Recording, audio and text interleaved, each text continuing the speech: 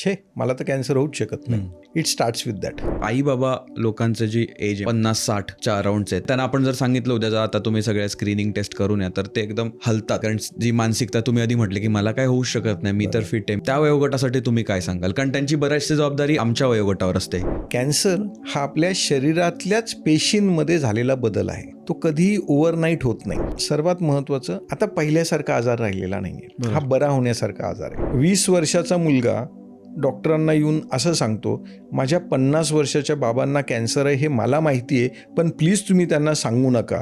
मला त्याला हळूच सांगावं लागतं, अरे बेटा तुझ्यापेक्षा आयुष्य त्यांनी खूप जास्त बघितलेले आहेत. अशी कुठलीच उपचार पद्धती अमेरिकेत अवेलेबल आहे जी भारतात अवेलेबल नाही आहे असं मुळीच नाही आहे. आपल्याकडे सर्व गोष्टींचे नियोजन असतात. मुलीच्या लग्नाचे, मुलाचे एज्युकेशनचे, फॉरेन ट्रिप्सचे, घराचे हप्ते भरायचे, गाडीचे हप्ते भरायचे, सगळं करायचं आहे. परंतु आजारी पडल्यानंतर आर्थिक नियोजन नाही. कारण आपल्यापैकी प्रत्येकाला वाटतं मी आजारी पडणार नाही. कारण 2002 मध्ये असं वाटलं होतं 5 लाख रुपयाचं इन्शुरन्स कव्हर सफिशियंट आहे. आज 2025 मध्ये 1 कोटीचा इन्शुरन्स कव्हर सुद्धा कमी आहे. आजही आपलं एक मिथ आहे की कॅन्सर म्हणजे मृत्यू, आणि ती जी भीती असती त्या भीतीपोटी आपलं मन सैरावैरा पळायला लागतं. आणि पेशंटच्या बाबतीमध्ये मी म्हणेल तो विश्वास असणं खूप महत्त्वाचं आहे. कारण विश्वासाच्या आधारे आज जे वाटतंय की अशक्य आहे ते सहजरित्या पार करता येईल.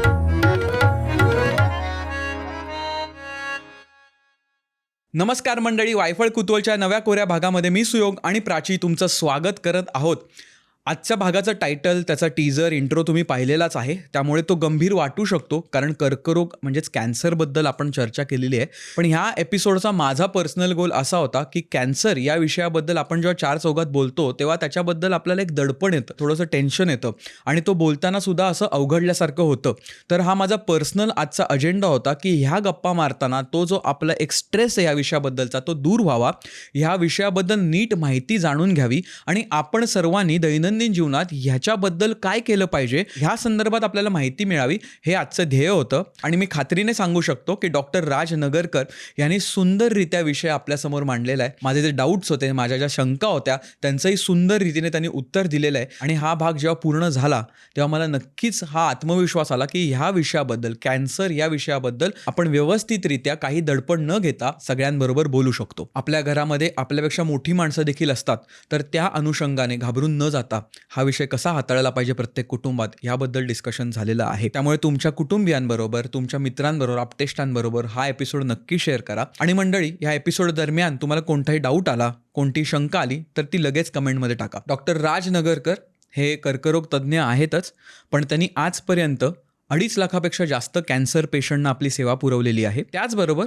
95,000 पेक्षा जास्त लोकांची त्यांनी कॅन्सर सर्जरी देखील केलेली आहे. ते एक जाणकार आणि खूप पारंगत कर्करोग तज्ज्ञ आहेतच, पण त्यांचा रोबोटिक सर्जरीमध्ये खूप हातखंडा आहे. 2,000 पेक्षा जास्त लोकांची त्यांनी रोबोटिक कॅन्सर सर्जरी देखील केलेली आहे. आणि डॉक्टर राज हे नाशिकच्या मानवता हेल्थ कॅम्पसचे संस्थापक सुद्धा आहेत. तर हा कुतूहलचा एपिसोड आपण लगेच लावणार आहोत, पण तत्पूर्वी तुम्ही जर का वायफळला सबस्क्राईब केलं असेल तर पटकन सबस्क्राईब करून टाका. त्याच्या बाजूचं बेल आयकन आहे ते दाबून टाका, म्हणजे आम्ही जे काय बनवतो ते तुमच्यापर्यंत येऊन पोहोचेल. वायफळ पत्रव्यवहाराचा तुम्ही जर का भाग झाला नसाल तर त्याचीही लिंक डिस्क्रिप्शनमध्ये आहे, तिकडे जाऊन रुजू व्हा. म्हणजे आम्ही मराठीतनं ईमेल स्वरूपात जी महिन्याला 2 पत्र पाठवतो ती तुमच्या, कधी कधी त्याच्यापेक्षा जास्त पण येतात, तर ती तुमच्यापर्यंत येऊन पोहोचतील. वायफळ क्लबचं जर का तुम्हाला सदस्यत्व हवं असेल तर त्याचीही लिंक डिस्क्रिप्शनमध्ये दिलेली आहे, तिकडे त्याची अधिक माहिती आहे. तिकडे जर का तुम्ही रुजू झालात तर आम्ही जो एक्सक्लुझिव्ह कॉन्टेंट बनवतो फक्त क्लब मेंबरसाठी तो पण तुम्हाला मिळेल. एवढंच बोलतो आणि सुरुवात करतो आजच्या वायफळ कुतूहलच्या भागाची with none other than doctor Raj Nagarkar. Let's go. आज वायफळवर तुम्ही आलेलात आमच्याकडे आणि आपण चर्चा करणार आहोत. ह्या क्षणाला डॉक्टर तुम्हाला कसं वाटतंय? वेल, छान वाटतंय. म्हणजे टू बी व्हेरी ऑनेस्ट, अशा स्वरूपाचं वातावरण एका इंटरव्ह्यू म्हटल्यानंतर मनामध्ये कुठेतरी एक प्रश्नोत्तराचा एक समज होता किंवा गैरसमज होता. म्हणून because over these last couple of decades म्हणेल मी आता, ते एक अनुभव येत गेले. परंतु अशा स्वरूपामध्ये आपण घरात बसून छान गप्पा मारतोय आणि तो इन्फॉर्मल स्वरूपात होत असल्याकारणाने I think it puts you at ease. आणि कुठेही त्याच्यामध्ये आपण जे म्हणतो की मेक ओव्हर नसतो. It is a factual. जे काही मनापासून आहे that comes. I think that is the beauty of having podcast probably. Right, खरं आहे. कारण की त्याला ते सेट फॉर्मॅट नसतो. बरोबर. आणि जसं आत्ता मी बरेचदा म्हणतो की कॅमेरा नसता तरी आपण काय गप्पा मारल्या असतात, तर त्या अशाच असतात. तर कॅमेरा आहे म्हणून फक्त माईक वगैरे लावून जरा ऑडिओ वगैरे चांगला होतो. विषयाचा तसा म्हणायला गेला तर गंभीर आहे, पण ज्याबद्दल बोलणार आहोत आपण ते त्याचं सोल्युशन साईड आहे विषयाचं, त्यामुळे ते पॉझिटिव्हच असतं असं मला वाटतं. सुरुवात आपण डायरेक्ट करूया की आता एवढे वर्ष तुम्ही कॅन्सर रिलेटेड सगळं काम करताय आणि एवढं सुंदर तुमचं बॉडी ऑफ वर्क आहे. म्हणजे ह्या पर्टिक्युलर गोष्टीकडे बघण्याचा दृष्टिकोन घराघरात वेगळा असतो आणि थोडी त्याच्याबद्दलची भीती असते आणि भीतींमुळे गैरसमज खूप असतात. तर आपण गैरसमजांमुळे पासूनच सुरुवात करूया. मेजॉरिटी तुम्ही आत्ता ह्या गेल्या 10 वर्षात कोणते मेजर गैरसमज तुमच्या दृष्टिकोनात येतात ज्याच्यामुळे लोक घाबरतात ह्या रोगाबद्दल बोलायलाच, किंवा कर्करोग म्हटल्यावर किंवा कॅन्सर म्हटल्यावर एक जी भीती असते ती दिसून येते. तर गैरसमज कोणते जे मेजॉरिटी ह्याच्यात असतात जसे आपल्याला दिसतात? आय थिंक आपल्या भारतीय मानसिकतेमध्ये सगळ्यात मोठा गैरसमज आहे, छे मला तर कॅन्सर होऊच शकत नाही. It starts with that. आणि तो आपण जसं म्हणतो ना, जे काही चांगलं आहे माझ्या घरात, जे काही वाईट आहे ते शेजारच्याकडे जाईल ते. सो कॅन्सर मला होऊच शकत नाही ही सर्वात महत्त्वाची पहिली एक मानसिकता आहे. लक्षणे जाणवल्यानंतर सुद्धा मग आपण त्या प्राथमिक जी मनाची भूमिका असते की मला होऊच शकत नाही, so we take it forward. खोकला येतो, अरे नाही काहीतरी जस्ट व्हायरल झालेलं असेल. अपचन होतं आहे, नाही मी काल परवा काहीतरी खाल्लं त्याच्यामुळे होत असेल. स्त्रियांच्या बाबतीमध्ये कुठे गाठ लागते स्तनात वगैरे, नाही साधंच असेल, दुधाचीच असेल किंवा पिरियड्सच्या आधीच येणारी असेल. अशा स्वरूपाचे जी आपली फिलॉसॉफी असते की मला आजार होऊच शकत नाही, ती आपण पुढच्या टप्प्यात घेऊन जातो. आणि मग त्याच्यातनं चुकून जर कधी निदान झालं आणि डॉक्टरांकडे जायची वेळ आलीच समजा, आणि डॉक्टरांनी निदान केलं, बायोप्सी रिपोर्ट्स करायला सांगितले, तर मग येतं नाही बायोप्सी केली की कॅन्सर वाढतो. हो, बायोप्सी केली की कॅन्सर वाढतो म्हणून तो टाळला पाहिजे, असा एक समज आहे. आणि त्यात unfortunately we are now in a era where we are under continuous CCTV surveillance. तो CCTV जरुरी नाही की घरातलाच असेल, तो TV वरचा पण सर्व्हिलन्स चालू असतो, 24 तास मोबाईल हातात असल्या कारणाने. आणि मग मजेदार किस्से म्हणजे जे मी माझ्या शिक्षणाच्या वेळेस काहीही शिकलो नाही ते रोज मला काहीतरी पेशंट शिकवतात. आणि त्यातला सर्वात सुंदर जी मला शिकवण एका पेशंटनी रिसेंटली दिली ती अशी दिली की सर तो लिंबू असतो ना, लिंबू घ्यायचा, 8 दिवस फ्रीझरमध्ये ठेवायचा आणि 8 दिवसानंतर तो काढल्यानंतर फ्रीझरमधनं तो उभा नाही कापायचा, तो आडवा कापायचा. ओके. त्याला काळं मीठ लावायचं आणि मग तो पाण्यात टाकून तो प्यायचा. म्हटलं काय होतं बाबा याने? म्हणे कॅन्सर होत नाही. म्हटलं तू 25 वर्षापूर्वी भेटला असता तो उगीच मी कॅन्सर सर्जरी करत बसलो असतो. पण आणि ते इतके विश्वासाने हे करतात. आणि I think they tend to कुठेतरी याच्यामध्ये भारत हा एकमेव देश आहे जिथे श्रद्धा, मग ती मंदिरात असेल, मस्जिदमध्ये असेल, कुठेतरी ही खूप मोठ्या प्रमाणात विकली जाते. आणि ती श्रद्धा सध्या आपल्याला सोशल मीडिया खूप छान विकतोय आणि आपल्याला सर्वांना त्याची भुरळ पडली आणि आपण वेडं झालोय त्याला. त्यामुळे त्याच्याकडे डोळसपणे बघणं महत्त्वाचं आहे या विषयाकडे. जसं तुम्ही मगाशी म्हणालात ना की आपल्याला होऊच शकत नाही, हा सगळ्यांचा समज असतो. आणि ते तुम्ही म्हटल्यावर मला पण असं वाटलं की रे आपल्याला होऊच शकत नाही. मी पण त्याच झोनमधून विचार करणारा व्यक्ती असं मला एकदम जाणवलं की हे तर आपल्याला नाही होणार. पण असं हा समज दूर करण्यासाठी किंवा त्याचं योग्य निदान करण्यासाठी किंवा चेक करण्यासाठी वगैरे तर ती मानसिकता बदलायची असेल तर कशा प्रकारे आपण ह्याच्याशी विचार केला पाहिजे? कारण जसं म्हटलं ताप बराच काळ राहिला की मग डॉक्टर सांगतात जरा मलेरियाची टेस्ट करू नये, जरा डेंग्यूची टेस्ट करू नये. आता ते युज्युअल झालं आहे, त्यामुळे आपल्याला फार त्याचं टेन्शन लोड नसतो कारण माहिती आहे आपल्याला. पण कर्करोग किंवा कॅन्सर म्हटलं की थोडं त्याचं दडपण आहे. तर आत्ता जर का आपल्याला, कारण पुढच्या पिढी कदाचित ह्याच्याकडे वेगळ्या नजरेने बघणार आहेत आणि टेक्नॉलॉजी वगैरे येते त्यामुळे हे सगळं बदलणार सुद्धा आणि बदलतं आहे. आत्ता बोलतोय तसं बदलतं आहे.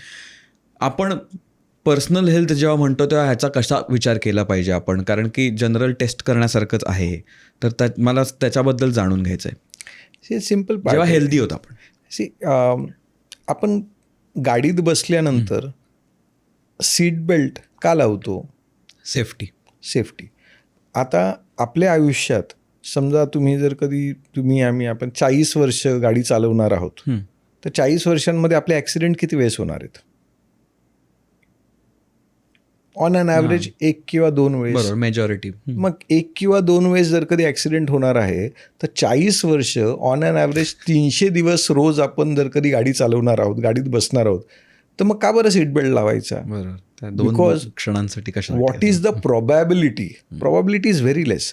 येट वी से, कारण तो चान्स नाही घ्यायचा. सेम हेल्थच्या बाबतीमध्ये आपण आपल्या शरीराबद्दल, आपल्या आरोग्याबद्दल जर कधी जागरूक राहिलो, ज्या काही टेस्टबद्दल समजा आपण म्हणालात, ह्या टेस्ट आपल्याला आजाराचं निदान करण्यासाठी नाही आहे.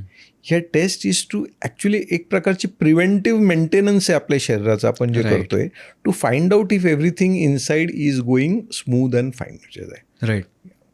तर तशा ह्याच्यातनं आपण एक बघितलं पाहिजे आणि तो एक बदल झाला पाहिजे. पण बऱ्याचशा टेस्टवर आपल्याला कळू शकतं कॅन्सरबद्दल, कारण आपण डायरेक्ट ऐकतो आता लास्ट स्टेजलाच आहे, 3ऱ्या स्टेजला पोचलेत, असं बरेचदा ऐकू येतं आपल्याला. तर मग त्या स्टेज 1 किंवा ह्याच्यामध्ये पण कळू शकतं का वेळेआधी वगैरे, जिथे आपण व्यवस्थित त्याच्यावर इझिली किंवा खूप कॉम्प्लिकेशन न येता त्याला ट्रीट करू शकतो?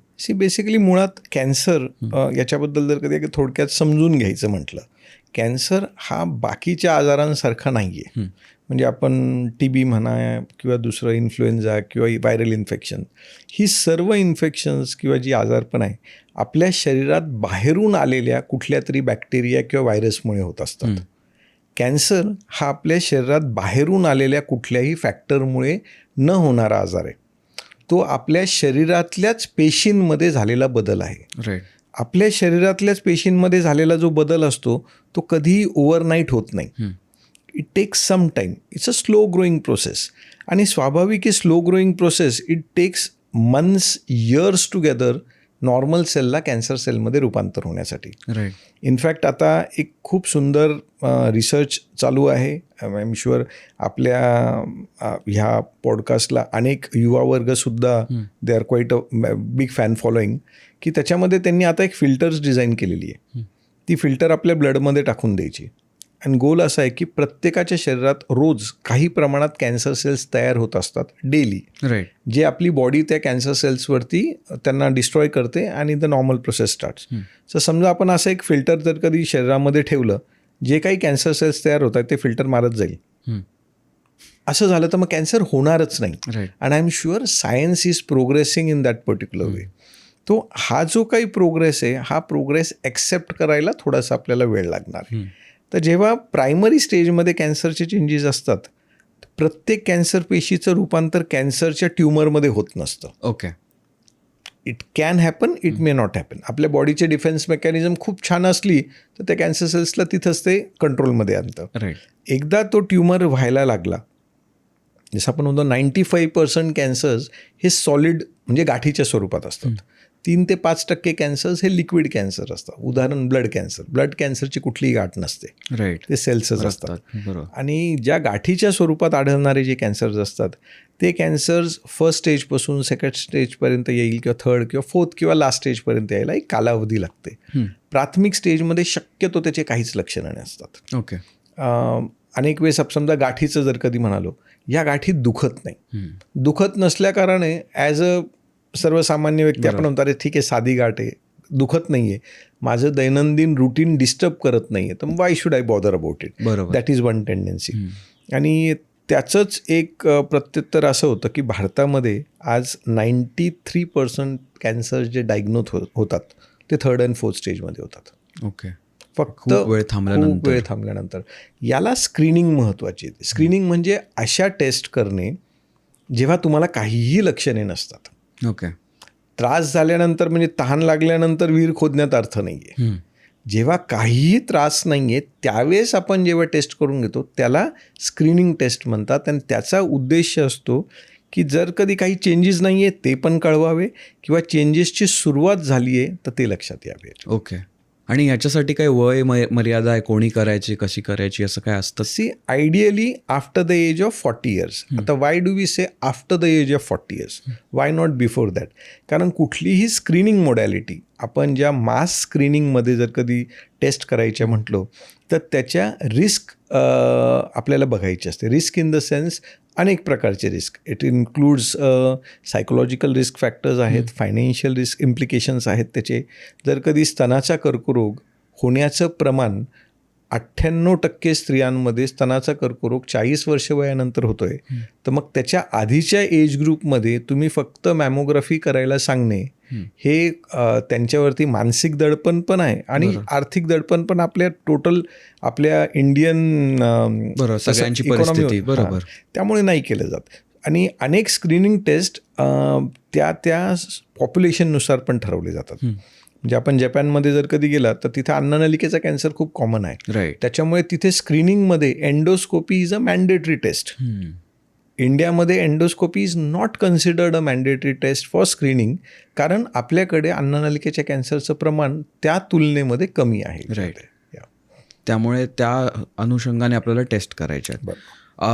पण तिशीत वगैरे नाहीच करायच्या का? एखाद दोन वर्षात एक केली बा असं काय रेकमेंडेशन? तिशीमध्ये अनलेस तुम्हाला स्ट्रॉंग फॅमिली हिस्ट्री असेल तर. ओके. की आता समजा काही कॅन्सर्स आहेत जे अनुवंशिकतेशी संबंधित आहेत. बरोबर. आता ऑफ लेट आपण जे बघतोय की आतड्यांचा कॅन्सर किंवा स्त्रियांमध्ये खास करून स्तनाचे कर्करोग, स्त्रीबीजाचे कर्करोग.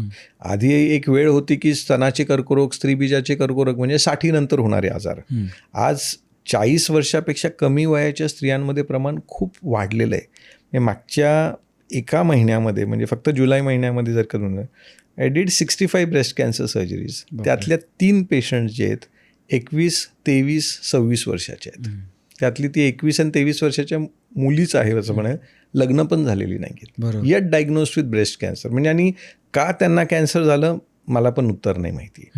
सो इकडे स्क्रीनिंग टेस्ट करण्यापेक्षा I think as a society we have to become more educated, की जर कधी गाठ आहे, दुखत जरी नसली पण तर त्याला दुर्लक्ष न करता गेट अ सायंटिफिक ओपिनियन, त्याबद्दल मी म्हणेल. बरोबर.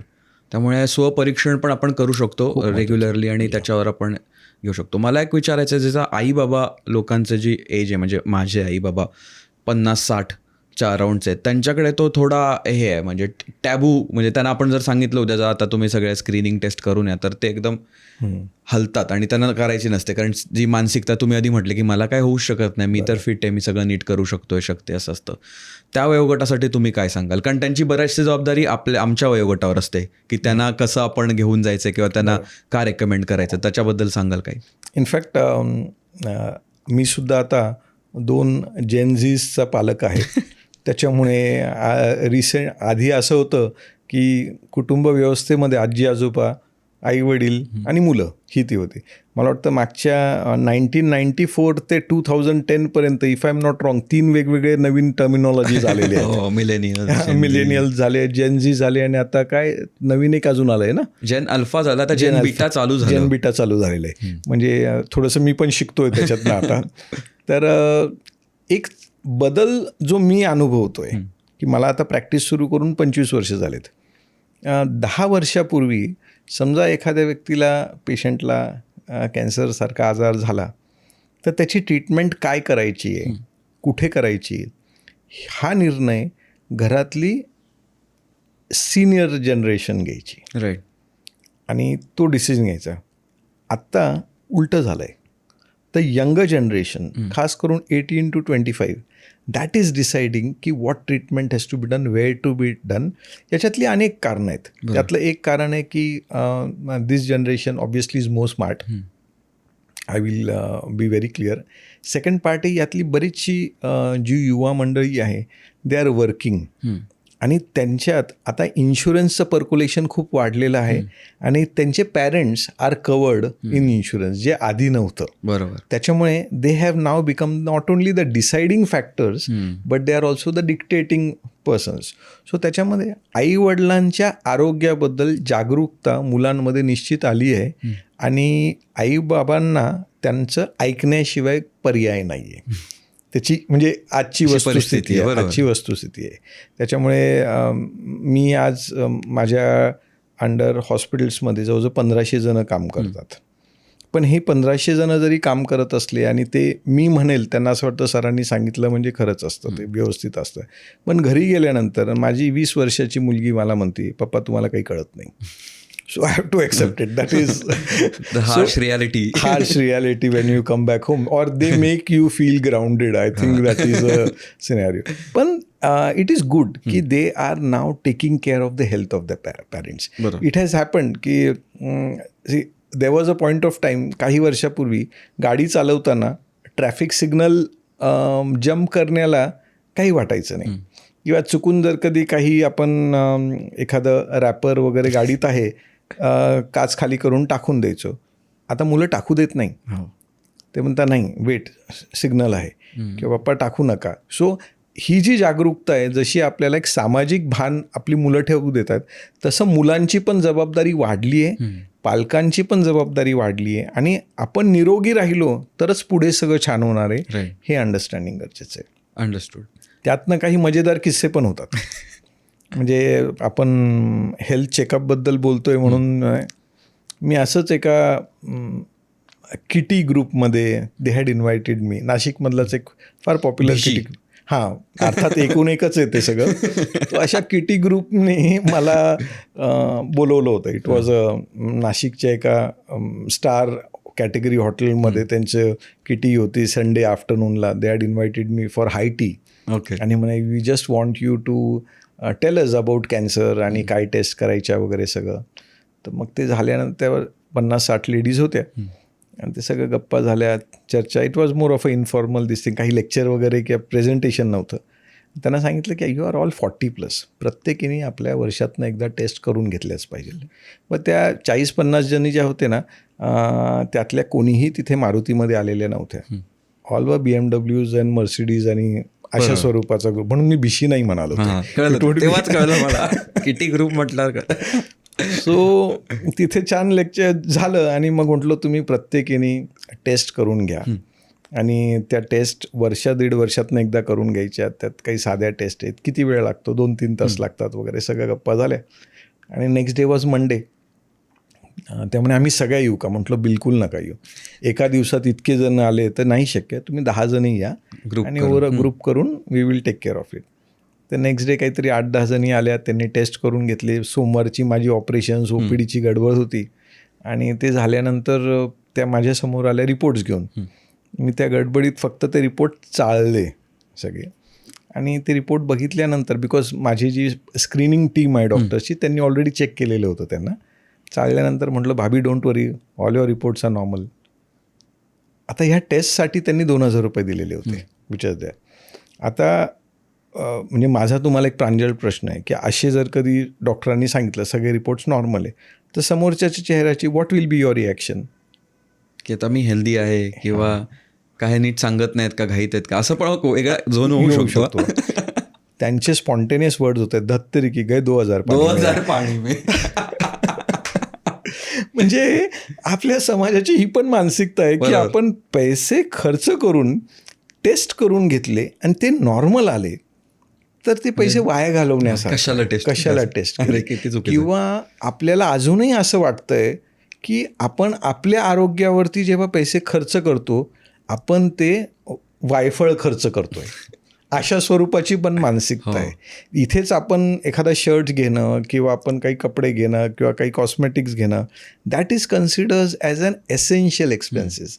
पण when it comes to health care we feel that it is probably not a priority. Right. ती कुठे मानसिकता बदलणं गरजेचं आहे. म्हणूनच मी तुम्हाला तेच प्रश्न विचारले की आपल्या लाईफस्टाईलमध्ये ते कसं इन्क्लूड केलं पाहिजे. म्हणजे आज जे प्रेक्षक बघतायत जे स्वतः 40-50-60 त्या गटातले आहेत किंवा ज्यांची मुलं आणि त्यांचे आई बाबा त्या गटातले आहेत, त्यांनी जरा एक विचार केला पाहिजे की आपण पुढच्या महिन्यात काहीतरी एक टेस्ट, बेसिक सगळी फुल बॉडी चेकअप आणि स्क्रीनिंग करून घेतलेलं बरं. कारण मग ते एकदा चालू झालं ना की ते नॉर्मल होतं, मग त्याच्याकडे बघण्याचा दृष्टिकोन पण हळूहळू बदलायला लागतो.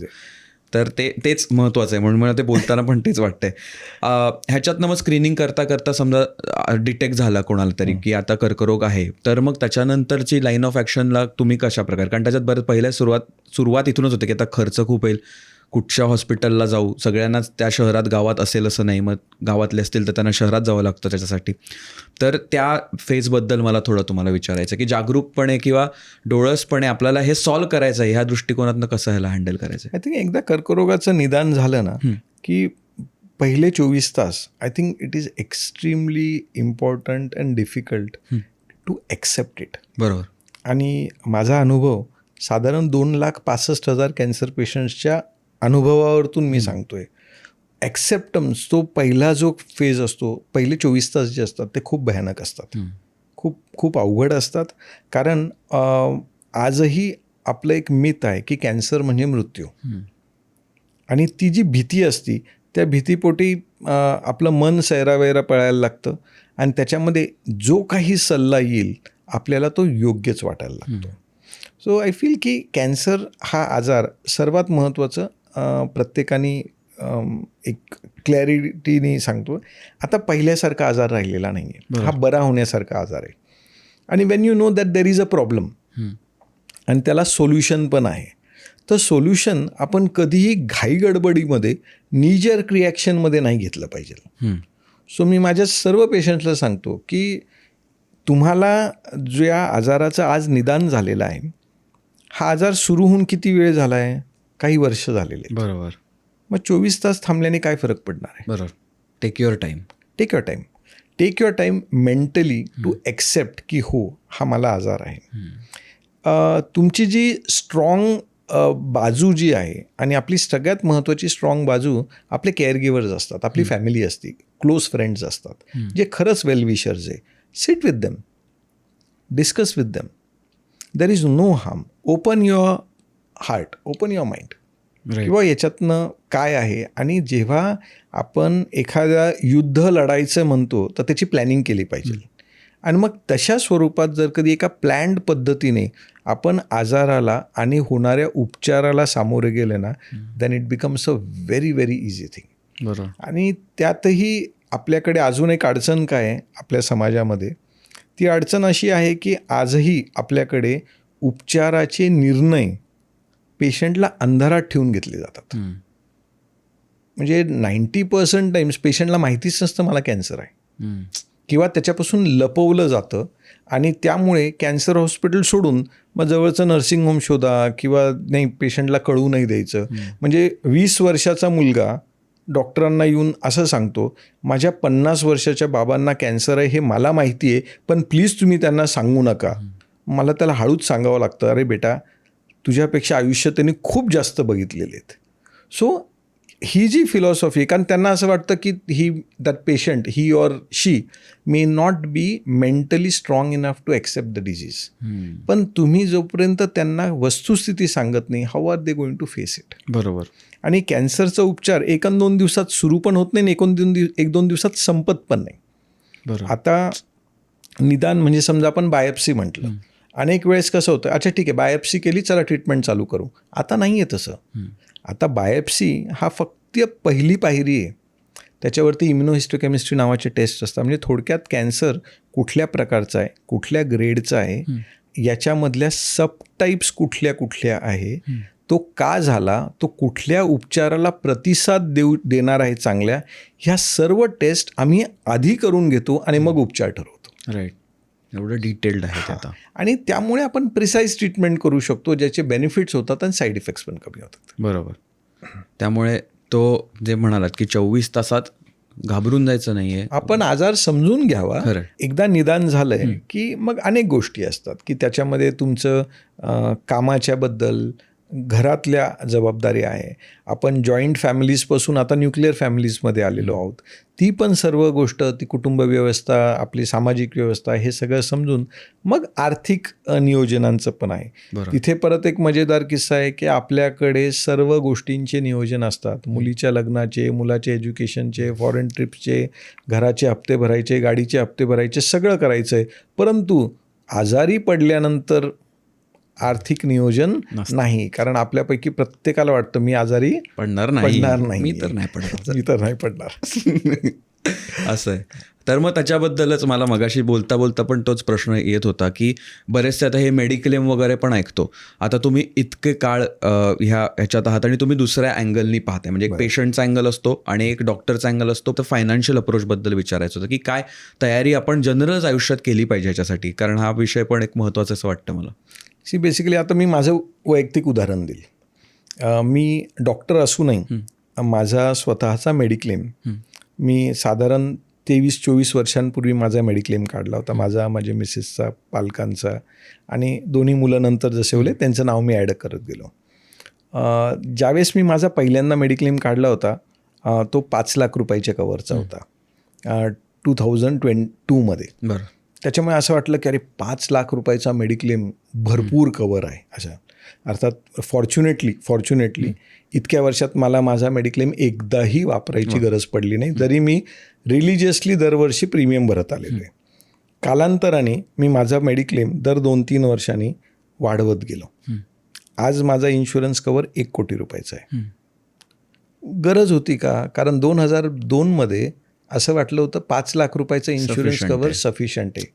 आज 2025 1 कोटीचा इन्शुरन्स कवरसुद्धा कमी आहे. So it depends. याचा अर्थ असा मुळीच नाही आहे की असा गैरसमज करून घेऊ नये की प्रत्येकाला 1 कोटीच्या इन्शुरन्स कवरची गरज आहे का? नाही. पण रिसेंट डेव्हलपमेंट, सायन्स ज्या पद्धतीने प्रोग्रेस करतं आहे, इतकं फास्ट प्रोग्रेस करतं आहे की आता रोबोटिक सर्जरी, आधी असं वाटायचं शक्य आहे का, होईल का? आज रोबोटिक सर्जरी रुटीनली होते, रोज करू. काल मी 4 रोबोटिक सर्जरीज करून आलेलो आहे. नाशिकसारख्या ठिकाणी 5 वर्षापूर्वी ज्यावेळेस रोबोट घेतला, माझे अनेक सिनियर्स, मित्रमंडळी सगळे म्हणत होते की अरे नाशिकमध्ये रोबोट परवडेल का, त्याचा खर्च तरी निघेल का? आज OPDमध्ये मी रोज 1-2 कमीत कमी पेशंट्स बघतो ज्यांना जे येतात आणि डिमांड करतात की आम्हाला रोबोटिक सर्जरी करून घ्यायची, कारण टेक्नॉलॉजीचे बेनिफिट्स कळत आहेत. सेम कॅन्सरच्या उपचारामध्ये एक 5 वर्षापूर्वी कार्टी सेल थेरपी नावाची नवीन ट्रीटमेंट सुरू झाली. म्हणजे अमेरिकेत 5 वर्ष झाले, भारतामध्ये सुरू होऊन 2 वर्ष झालेली आहेत. अमेरिकेत जेव्हा सुरू झाली, single dose treatment was around Indian करन्सीमध्ये 70 ते 75 कोटी रुपये. बापरे. आज भारतात ती कॉस्ट आली आहे साधारण 50 लाख ते 1.5 कोटी रुपये. आणि नाशिकमध्ये आमच्याकडे 6 पेशंट्स रजिस्टर्ड आहे, त्यातला एक ॲडमिट झाला आहे कार्टी सेल थेरपीसाठी. सो आयुष्याचं मोल जे आहे हे बदलत चाललं आहे. आणि रिसेंटली भारत सरकारच्या काही ज्या स्कीम्स आहे, उदाहरण आयुष्यमान भारत आहे किंवा महाराष्ट्रामध्ये महात्मा ज्योतिबा फुले योजना आहे, याच्यातनं कुठलाच पेशंट आर्थिक अडचणींमुळे उपचारापासून वंचित राहत नाही. ओके. म्हणजे सर्व प्रकारचे, म्हणजे कुठल्याही पेशंटला की मला कॅन्सर झाला तर माझ्याकडे पैसे नाही आहे तर माझं उपचाराचं काय होईल ही भीती बाळगण्याची 100% गरज नाही. ओके. पूर्ण उपचार करता येऊ शकतो, परंतु तो उपचार सर्वोत्तम उपचार असेल याची प्रामाणिकपणे ग्वाही देऊ तर शक्य नाही. कारण सायन्समध्ये खूप बदल झालेले आहेत. If you want to do आज टार्गेटेड थेरपीज आहे, जे इम्युनोथेरपीज आहेत, कार्टी सेल थेरपी आहे किंवा रोबोटिक सर्जरीज आहेत, ह्या सर्व गोष्टी आपल्याला आयुष्यमान भारत योजनेमध्ये अनफॉर्च्युनेटली आज तरी उपलब्ध नाही, कारण ते अपडेट झालेलं नाही आहे त्याच्यामध्ये. येस, कारण these are like super selective treatment. बरोबर. एक आधी आपण ट्रान्सप्लांटबद्दल, आय एम शुअर 20 वर्षांपूर्वी आपण बोन मॅरो ट्रान्सप्लांट हा शब्द ऐकला, तो फक्त त्या सुनील दत्त यांच्या एका पिक्चरमध्ये बोन मॅरो ट्रान्सप्लांट त्याच्यावरतीच सगळं आलेलं होतं. आज नाशिकसारख्या ठिकाणी महिन्याला आमच्या हॉस्पिटलमध्ये 3 ते 4 बोन मॅरो ट्रान्सप्लांट होतात. Kidney transplant, liver transplant, heart transplant ही रियालिटी झालेली आहे. बरोबर.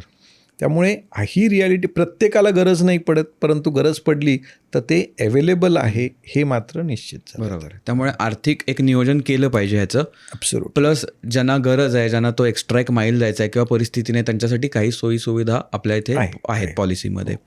आता मला पुढचा एक फॉलोअप प्रश्न ह्याच्यावर विचारायचा आहे. जसं म्हटलं की पूर्वी या गोष्टी नव्हत्या, त्या आता ॲडव्हान्स टेक्नॉलॉजी आणि सायन्समुळे आता बऱ्याचशा गोष्टी अवेलेबल झाल्यात आणि अजून होत आहेत. ह्याचा अर्थ कॅन्सर हळूहळू अगदी रुटीन आणि पटकन आपल्याला करता येईल, त्याच्यातनं पटकन बाहेर पडता येईल अशा स्टेजपर्यंत आपण लवकरच पोचू शकतो का? आणि त्याच्यात आता हे सगळं आर्टिफिशियल इंटेलिजन्स, डेटा सेट्स, एवढा डेटा वापरून निदान करणं, स्पेसिफिक निदान करणं, ह्याच्याबद्दल काय तुमचं मत आहे? कॅन्सरचं प्रमाण कमी होणार नाही आहे. आजची क्लिअर वस्तू ते येणाऱ्या भविष्य काळात कॅन्सरचं प्रमाण अजूनही वाढणार आहे. राईट. कारण it is a lifestyle disease. आपलं जसं आयुष्यमान वाढत जाणारे, आयुर्मान वाढणारे, आपल्या शरीरावरती होणारे जे बाह्य फॅक्टर्स आहे त्यातले त्यात करंट युवा वर्गाची लाईफस्टाईल एक प्रकारचे आपल्याला कॅन्सरला आपण आमंत्रणच देत आहोत. कॅन्सरचं प्रमाण निश्चित वाढणार आहे. पण टेक्नॉलॉजीच्या सहाय्यामुळे डायग्नोसिस किंवा अर्ली डायग्नोसिस निश्चित शक्य होणार आहे. कॅन्सर 20 वर्षानंतर आपण कोणीही कॅन्सरबद्दल इतका बाऊ करणार नाही एवढं मी शाश्वतीने सांगू शकतो.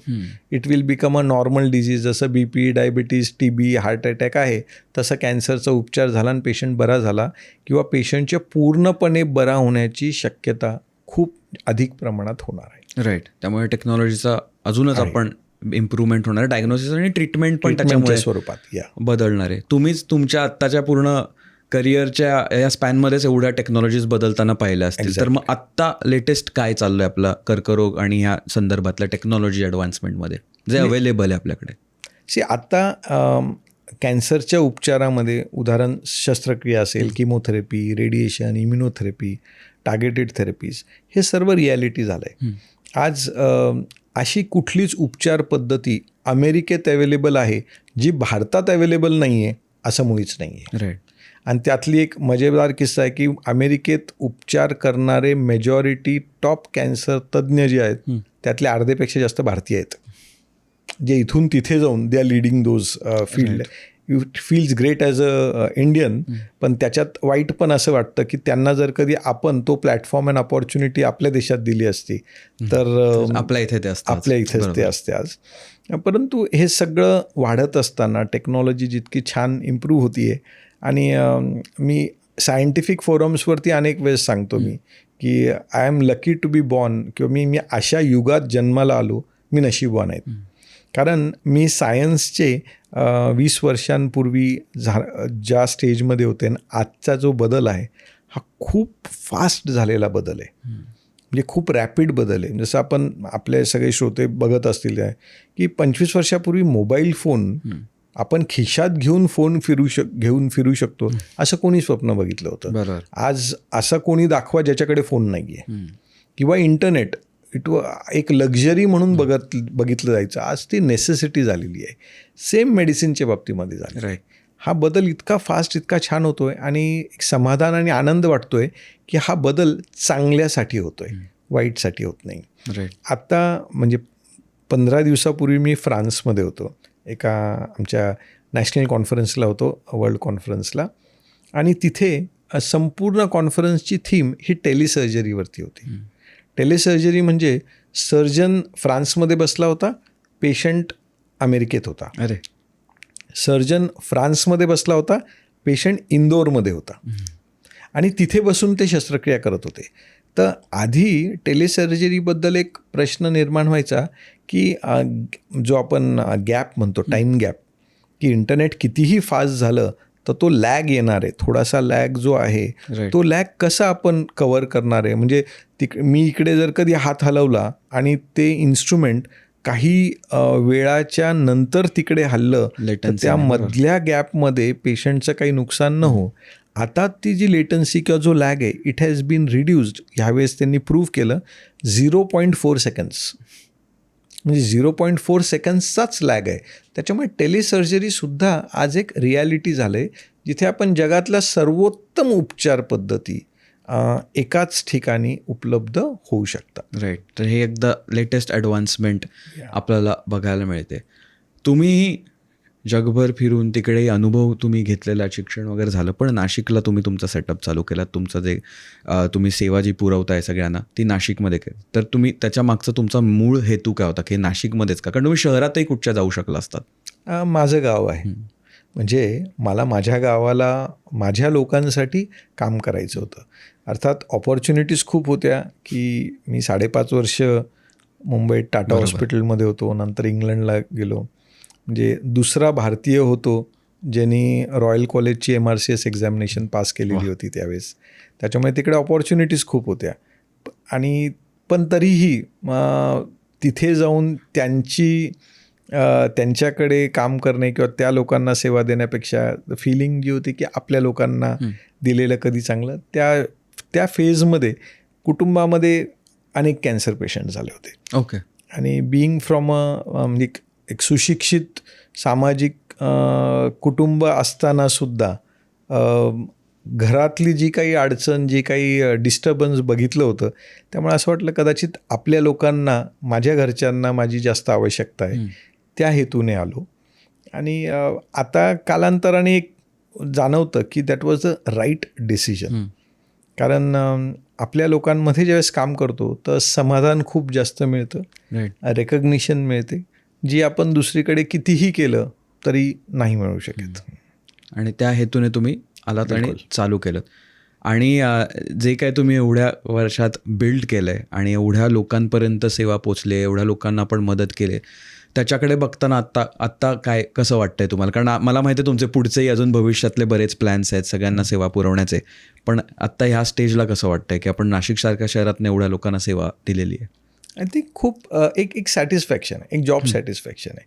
आणि तो जॉब सॅटिस्फॅक्शन आपण आपल्या लोकांसाठी काहीतरी केलं आणि त्यातनं रोज एक ग्रॅटिट्यूड जो मिळतोय आणि नकळत आशीर्वाद खूप मिळत आहेत. राईट. आणि मी आयुष्याच्या त्या फेजमध्ये आहे आत्ता की इथे आपण काय कमवलेलं आहे हे पैशांच्या स्वरूपात मोजण्याचा फेज राहिलेला नाही आहे. अनेकांना जेव्हा आपण 30मध्ये असतो, 40शीत असतो, त्यावेळेस असं वाटतं की नाही बुवा, माझं फायनान्शियल किंवा माझी जी काय आपण म्हणतो ना पुंजी काय आहे माझी, म्हणजे आर्थिक किंवा जागा असतील, हे असतील. आय थिंक 50शी जवळ आल्यानंतर मग आपल्याला कळायला लागतं की अरे ह्या पुंजीपेक्षा आपण किती खुश आहोत, आपण किती निरोगी आहोत.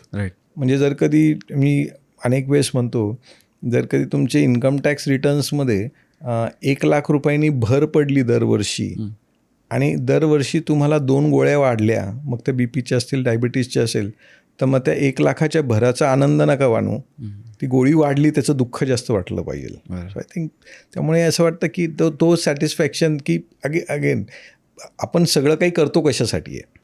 आणि the second generation, I think सर्वात जास्त समाधान जे येतं आहे की माझ्या दोन्ही मुलांना, म्हणजे मुलगा आणि मुलगी, त्यांना असं वाटलं की as a father I have not failed them, as a father I have been a good doctor.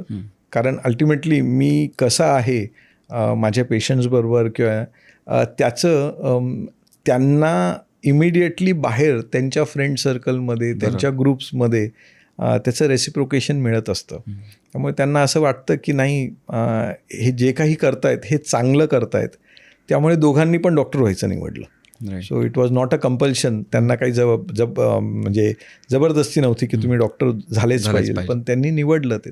तो एक आनंद वेगळा आहे. मस्त.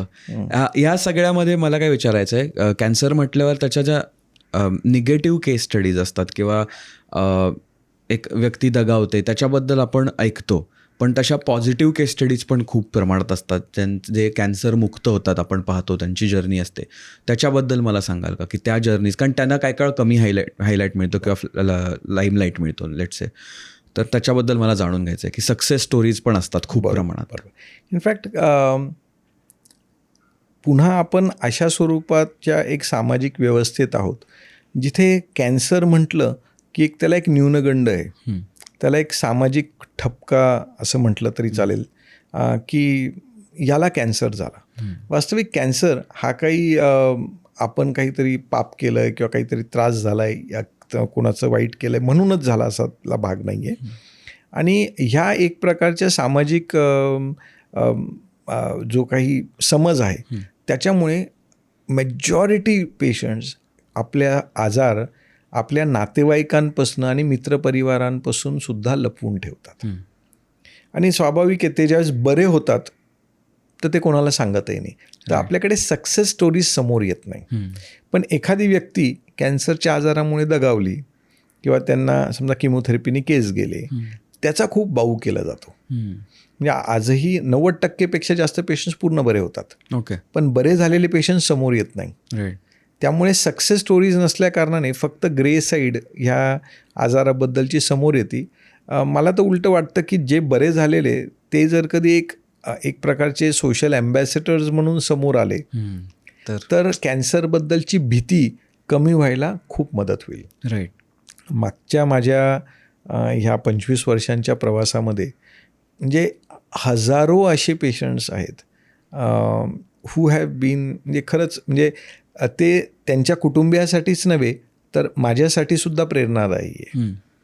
म्हणजे आपण बऱ्याच वेळेस विचार करताना म्हणजे मी 1% मी फिलॉसॉफी सांगितली होती की काही पेशंट्स म्हणतात किंवा डॉक्टर्स किंवा स्टॅटिस्टिक्स म्हणतात की ह्या पेशंटचे वाचण्याची शक्यता 1% आहे. राईट. माझं म्हणणं आहे की हा पेशंट त्या 1% नाही आहे हे कोणी ठरवलं आहे. बरोबर.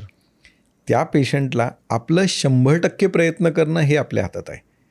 तो रिझल्ट्स जे आहेत we have to be honest. आपण प्रामाणिकपणे प्रयत्न करणं गरजेचं आहे. बरं. म्हणजे आत्ता 12वीचे रिझल्ट्स लागले. एक पेशंट आहे ज्याचं मी तो 1.5 वर्षाचा असताना त्याचं ऑपरेशन केलेलं होतं. त्याला किडनीचा कर्करोग होता. आज 1.5 वर्षानंतर आता तो 12वी झाला आणि तो JEE मेन्सला क्वालिफाय झाला. तर ते क्वालिफाय झाल्यानंतर तो पेढे घेऊन हॉस्पिटलला मला भेटायला आला. तो आनंद फार वेगळा होता, नेक्स्ट लेवल होता. मुंबईचाच माझा एक पेशंट आहे. मुंबईहून नाशिकला येते येऊन 10 वर्षापूर्वी त्याला लिव्हरचा कॅन्सर होता. आणि जेव्हा त्याला लिव्हरचा कॅन्सर होता तो 10th स्टँडर्डला असताना त्याला लिव्हरचा कॅन्सरचं निदान झालं होतं. सर्वांनी सांगितलं की हा बरा न होणारा आजार आहे किंवा त्याला लिव्हर ट्रान्सप्लांटच लागेल.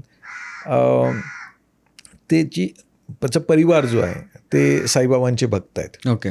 त्याच्यामुळे ते निदान झाल्यानंतर ट्रीटमेंटच्या आधी ते शिर्डीला बाबांच्या दर्शनाला आलेले होते. आणि त्या लाईनमध्ये उभं असताना योगायोगाने त्यांच्या समोर किंवा मागे जे भक्त होते तर त्यांनी यांना गप्पा मारता म्हणे काय झालं म्हणे आमच्या मुलाला कॅन्सरचं निदान झालेलं आहे. म्हणे मी कॅन्सरचा पेशंट आहे, मी पूर्ण बरं झालेलं आहे.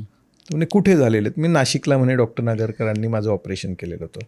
त्यांनी बाबांचं दर्शन घेतलं आणि ते नाशिकला आले. बघितलं, म्हटलं ऑपरेशन करूया. तर मला स्वतःलाही वाटलं की कदाचित हे फक्त आलेत फिरायला, जे आपण ते विंडो शॉपिंग म्हणतो त्या स्वरूपामध्ये जस्ट ओपिनियन घ्यायला आलेत. कारण त्यांच्याकडे मुंबईतल्या खूप मोठ्या हॉस्पिटलच्या फाईल्स होत्या आणि सगळं ठरलं. आणि त्यावेळेस आमचं हॉस्पिटल रिलेटिव्हली छोटं हॉस्पिटल होतं, ऑलमोस्ट 12-13 वर्ष झालेत. तर त्यांनी बघितलं, ते इतके कन्व्हिन्स झाले आणि ते ॲडमिट झाले, ऑपरेट केलं. त्या मुलाने आज त्याला फायब्रोलॅम्युलर कॅन्सर ऑफ द लिव्हर अशा प्रकारचा एक कॅन्सर होता. त्यांनी इतका सुंदर सोशल मीडियावरती एक पेज चालू केलेलं आहे आणि पूर्ण जगभरामध्ये ज्यांना कोणाला ह्या कॅन्सरचं डायग्नोसिस होतं तो त्याच्यावरती त्यांना मार्गदर्शन करतो. म्हणजे त्यांनी त्याच्या आजारातनं एक पॉझिटिव्ह साईड काढली. बरोबर. Subsequently he went on to study. त्याचं MBA झालं, रिसेंटली लग्न झालं, मुलगा झाला. त्याच्यामुळे तो आनंद खूप छान वाटतो की आपण कोणाच्या आयुष्यामध्ये असं एक फॅक्टर किंवा एक मेंबर झालेलो आहेत ज्यांना रोज आपली आठवण येते, चांगल्या बाजूने आठवण येते आणि कुणाच्या तरी आनंदामध्ये आपण सहभागी आहोत. राईट. कमाल. कारण त्या सक्सेस स्टोरीज खूप महत्त्वाच्या आहेत. त्यामुळे लोक अजून पुढे येतील. कारण ते पॉझिटिव्हिटी दिसल्यावर त्याच्यातनं लोकांचा विश्वास पण असतो की मी बराही होऊ शकतो. मग ती भीती दूर करणं हे महत्त्वाचं. जसं तुम्ही म्हणालात की साईबाबांच्या मंदिरात त्यांना भेटले. आता फेथ सिस्टम्स ज्या असतात आपल्या किंवा विश्वास असतो देवावर किंवा विविध ह्याच्यावर विश्वास असतो आपला, तो त्याच्याबद्दल मला तुमचं एक मत जाणून घ्यायचं होतं की ते किती महत्त्वाचं असतं आपला विश्वास असणं कशावर बरं होण्यात. खूप महत्त्वाचं आहे. इनफॅक्ट डॉक्टर म्हणून मी सांगेल की तो विश्वास किंवा विश्वासही म्हणेल मी आणि एक अंकुश पण म्हणेल की दोन्ही गोष्टी महत्त्वाच्या आहेत. ओके. कारण अंकुश अशा स्वरूपासाठी की आपल्याकडनं कोणाचं काही वाईट होऊ नये हे कंट्रोल करणारी कुठली तरी एक शक्ती आहे जी आपल्याला दिसत नाही पण ती आपल्याकडे कंटिन्युअस बघती आहे. तो अंकुश जेव्हा असतो तेव्हा आपला पाऊल कुठे इकडं तिकडे पडत नाही. बरोबर. आणि आपलं ओपिनियन कधीही बदलत नाही किंवा कुठल्या भुरळांपायी आपण चुकीचं ओपिनियन देत नाही. आणि पेशंटच्या बाबतीमध्ये मी म्हणेल तो विश्वास असणं खूप महत्त्वाचं आहे, कारण विश्वासाच्या आधारे आज जे वाटतंय की अशक्य आहे ते सहजरित्या पार करता येऊ शकतं. राईट. त्यामुळे तो असणं महत्त्वाचं आहे. खूप महत्त्वाचं आहे. आणि आय थिंक त्यांचा लोकांच्या किंवा पेशंटच्या आणि त्यांच्या फॅमिलीच्या इमोशन्सवर किंवा मेंटल हेल्थवर सुद्धा त्याचा एक पॉझिटिव्ह परिणाम होत असावा असं माझा अंदाज आहे. हो, मला. निश्चितपणे. म्हणजे मी अनेक अशी कुटुंब बघितलेली आहेत, त्याच्यात लिटरली कॅन्सरच्या उपचारानंतर आणि ट्रीटमेंट चालू असणाऱ्या फेजमध्ये कुटुंब जास्त स्ट्रॉंग होतात, त्यांचे रिलेशन्स खूप चांगले होतात. माझ्या एक पेशंट आहेत, नाशिकच्या प्रसिद्ध लेखिका आहेत, मला त्यांचे शब्द वारंवार आठवतात. त्या म्हणतात, सर खूप चांगलं झालं मला कॅन्सर झाला. कारण हा कॅन्सर झाल्यानंतर मला लक्षात आलं की माझी मुलं, माझे मिस्टर ते माझ्याशी किती प्रेम करतात. कारण आधी प्रत्येकजण आपल्या आपल्या कामात इतकं व्यस्त होतो की कोणालाही एकमेकाबरोबर बसून हे सांगायला पण वेळ नव्हता किंवा हे एक्सप्रेस करायला वेळ नव्हता की बाबा आहे तू आमच्या आयुष्याचा एक अविभाज्य घटक आहे, आपण एकमेकाशिवाय राहू शकत नाही. सो आपण असं किती वेळेस ऑनेस्टली ऑन अ डेली याच्यामध्ये आपण किती वेळेस एक्सप्रेस करतो.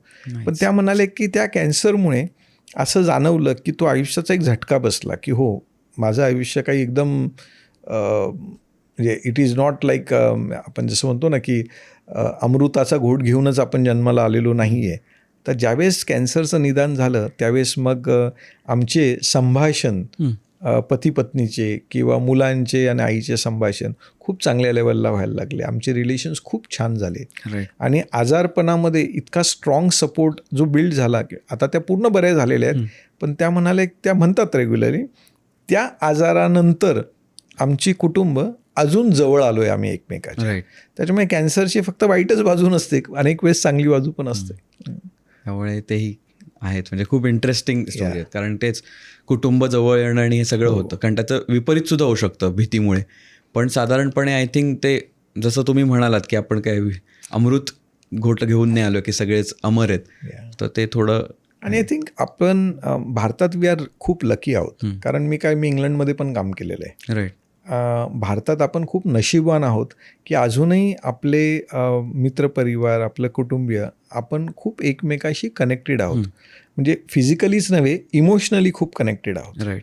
म्हणजे आपलं आजही असं आहे की गणपती म्हटलं की आपण सगळे एकत्र येणार, कुठलाही सण म्हटलो की सगळे एकत्र येणार. आजारपणात पण येतो आपण सगळे एकमेकाचे हात धरायला येतो जवळ.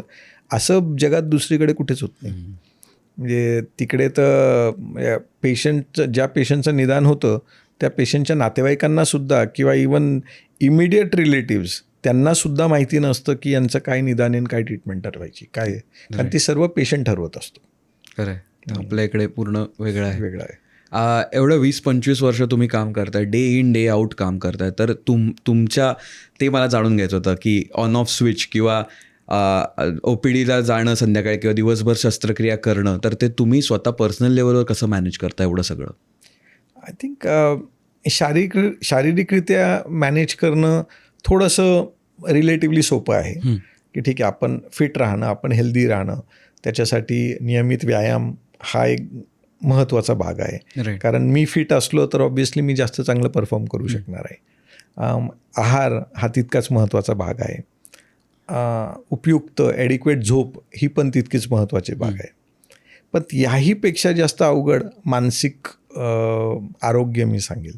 कारण कॅन्सरच्या म्हणजे आज आमच्या हॉस्पिटलमध्ये आम्ही on an average as a team म्हणून रोज 500 ते 550 कॅन्सर पेशंट्स रोज आम्ही उपचार करतो डेली. आता ह्या पेशंट्समध्ये आणि प्रत्येक पेशंटबरोबर निदान झालं पहिल्यांदा आम्ही एकमेकाशी हात मिळवले की एक प्रकारचं एक नातं प्रस्थापित होतं. ते नातं रक्ताचं नसतं किंवा असतं, पण मी म्हणेल की ॲज अ सर्जन म्हणून मी अनेक वेळेस म्हणतो माझं आणि माझ्या पेशंटचं रक्ताचं नातं आहे. कारण रक्त त्यांचंही सर्जरी मी करत असतो. तर पण हे जे नातं असतं त्या नात्याला एक बळकटी वेळेने मिळत जाते. आणि त्या पेशंटला जर कधी अनफॉर्च्युनेटली त्यांचे रिझल्ट चांगले नाही आले किंवा आजार बळावला किंवा ते दगावले तर दुःख तितकं होतंच. बरोबर. म्हणजे तितका त्रास होतो आणि तो त्रास असतो, ते दुःख असतं, परंतु ते क्षणामध्ये बदलावं लागतं. कारण असं होतं अनेक वेळेस की समोर आलेला पेशंट आहे, त्याला मी बघतोय आणि त्यांना सांगतोय की थोडंसं ॲडव्हान्स स्टेज कॅन्सर आहे, ऑपरेशन नाही करता येऊ शकेत किंवा काही लिमिटेशन्स आहे उपचाराचे, आपल्याला किमो द्यावे लागेल. आणि पुढच्या काही सेकंदात दुसरा पेशंट समोर येतो आणि ज्याचं निदान फर्स्ट स्टेजमध्ये असतं, त्याला हसून लगेच सांगावं लागतं की अरे डोंट वरी, सगळं चांगलं एकदम छान होऊन जाईल. सो हा जो म्हणजे आपण जो स्केल एकदम स्विच ऑन स्विच ऑफ जो असतो तो खूप पटकन करावा लागतो. त्यात मला एक खूप चांगली सवय होती, मी म्हणेल ती माझे सिनियर नाशिकमध्ये, मी त्यांना माझे गॉडफादरच म्हणतो, कैलासवासी डॉक्टर वसंतराव पवारांनी मला ती सवय लावली होती की कुठलाही पेशंट जेव्हा एक्सपायर झाला, दगावला, तर सरांनी एक सवय लावली, ते स्वतः करायचे की मग ते घरी जायचे. मग तो अंत्यविधीला असेल किंवा दशक्रियेला विधीला असेल तर जायचे. आणि मी ते खूप निश्चितपणे रेग्युलरली मी 10-12 वर्ष पाळत जाते. त्यात काही माझे अशी पेशंट्स होते की त्यात लहान मुलं जी असायची की घरी नाही जेवले की ते आईबाबा त्यांचा डब्बा घेऊन त्याला हॉस्पिटलला माझ्या क्लिनिकमध्ये बाजूला येऊन बसवायचे आणि मी त्यांना म्हटलं की जेव, की ते जेवायचे. एवढा बॉन्ड निर्माण झाला होता. एक मुलगा असा होता की त्याच्या आजीनी त्याच्यासाठी सप्तशृंगी देवीचा नवस म्हटला होता आणि त्याला घेऊन जायचं होतं. तो म्हणे सर आले तरच मी येईल. तर मग मी लिटरली माझी सर्जरी कॅन्सल करून त्याच्याबरोबर वणीला गडावरती गेलो होतो किंवा त्याचं दर्जा.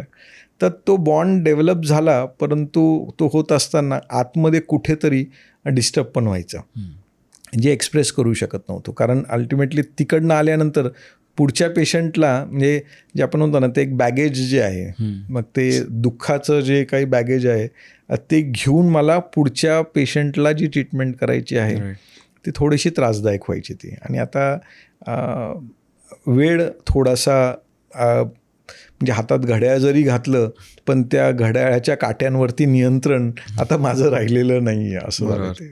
त्यामुळे मग हळूहळू त्याच्यातनं तुम्ही तुमचा एक जितकं शक्य असतं तेवढं मी प्रयत्न करतो. हा एक आहे की प्रत्येक परिवाराचा एक सदस्य म्हणून मी राहिलेलो आहे.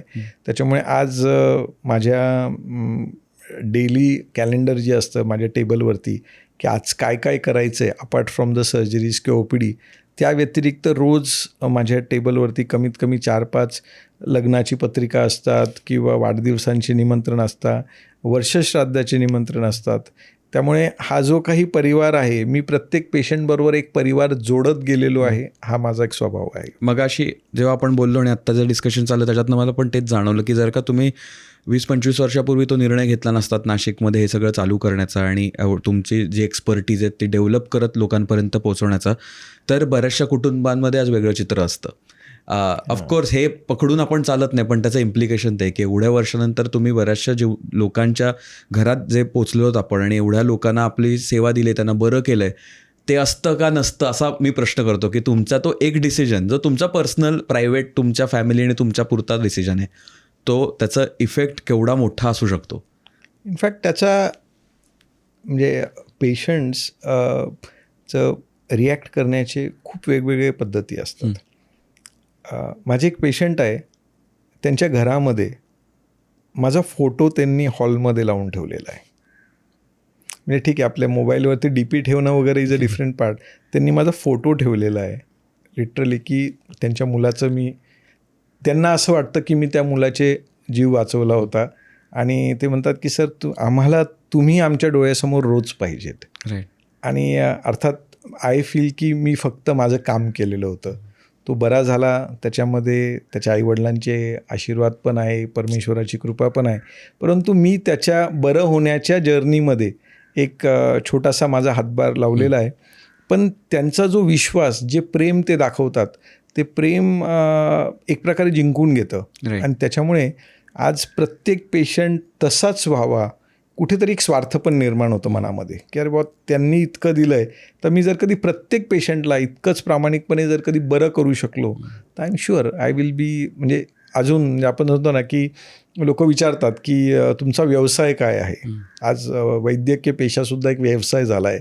तर मी म्हणतो माझा व्यवसायच आहे, पण माझा व्यवसाय लोकांमध्ये आनंद पसरवणे हा माझा व्यवसाय झाला आहे आता. कमाल. आता नाशिकमध्ये आपण हे करत असतो आणि जनरली आता कॅन्सर ट्रीटमेंट्स वगैरे असतात, त्याचे ग्लोबल प्रोटोकॉल्स असतात, त्याप्रमाणे आपण ते करत असतो, जे काय ॲडव्हान्समेंट चाललेत ते फॉलो करत असतो.